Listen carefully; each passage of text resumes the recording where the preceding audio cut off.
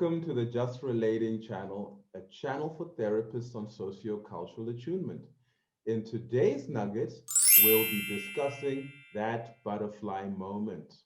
How can we introduce race and other identities into the therapeutic conversation? Hit subscribe to access more nuggets and resources. And we want your reactions to this material. Drop comments below, and the Just Relating team will respond to you. Welcome, Alana. It's nice to see you again. Thank you. Good to see you, Peter. So, what's on your mind today, Alana? I'm just thinking, I'm talking to therapists, and I feel like more and more people want to be able to have conversations about race and identity in their therapeutic sessions, but they get very nervous about how do I start? How do I bring this up? And there's a lot going on internally, and people don't quite know what to say. Have you been noticing that too as you talk to? Yeah, I have, and I think this is something that is really topical now, and I'm wondering, just going by what you said, how do we help therapists to, as it were, bite the bullet and ask about identities and bring that into the therapeutic conversation? Do you have any ideas? I do. First of all, I have come to that place where I said, it is on us. We are the therapists.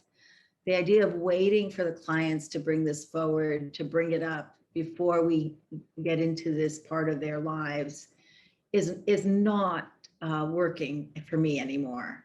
I think it's our responsibility to set the context, that to say we're here, we're ready to have these conversations, we want to talk about this, and not to put the burden on the clients.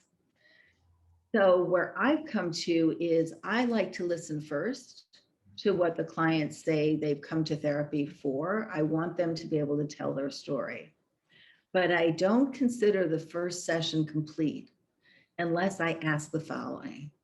And I say, given everything you've told me so far, what are the identities that you carry that are important to you and that are important for me to understand so that I can be helpful to you?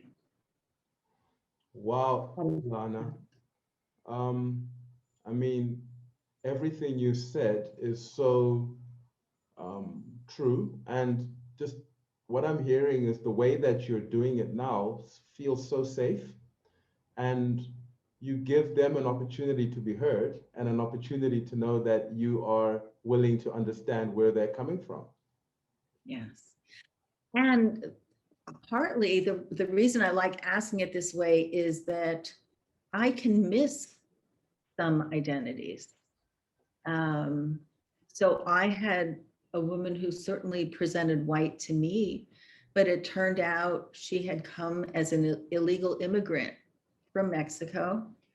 And that was a huge part of her story, but one that she said to me, she said, I rarely volunteer this.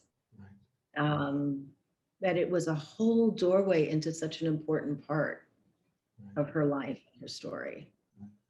And I'm sure you've had those experiences too, where we don't always see all the identities that our clients carry when we just look at them or listen to their presenting problem.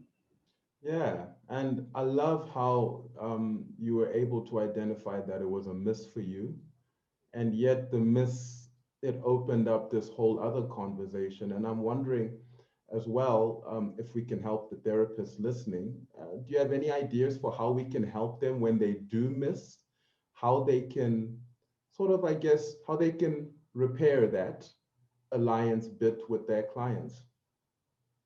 Well, that I'm hoping that when I ask that kind of, when I say, let's talk about identities, but I ask the client to tell me their identities, that's that opportunity, right? Yeah.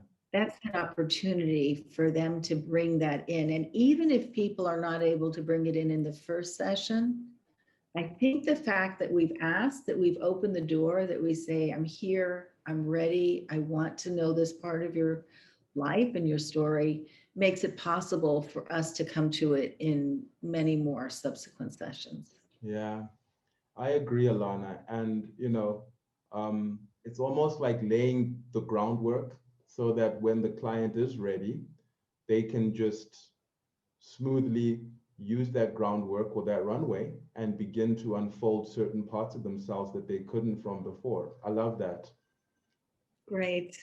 Yeah. So I hope the people listening will think about this and try it. And if you try it, please let us know how it goes. We want to hear from you. Thank you, everyone. And thanks, Alana. I hope to see you again soon. Same here, Peter. Have a great day. Bye.